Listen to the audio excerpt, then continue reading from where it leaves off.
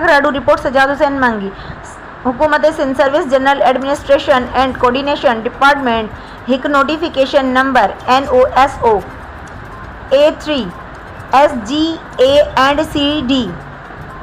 14/2024 जारी कंदे जानवरनि जी बीमारी जी चकास करण वारी विंग जो नओं डायरेक्टर सिंध डॉक्टर मोहम्मद आज़म ब्रोई खे मुक़ररु करे छॾियो।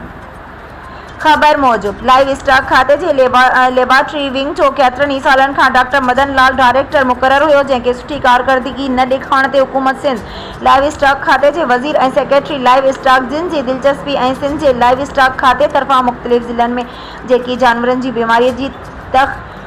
तशख़ीस लाइ लेबॉरेटरियूं खुलियल आहिनि, उन्हनि खे वधीक कामयाब करण जे लाइ फील्ड जे कम में महारत रखंदड़ doctor Mohammad Azam Brohi additional director animal husbandry Larkana खे director veterinary research and diagnostic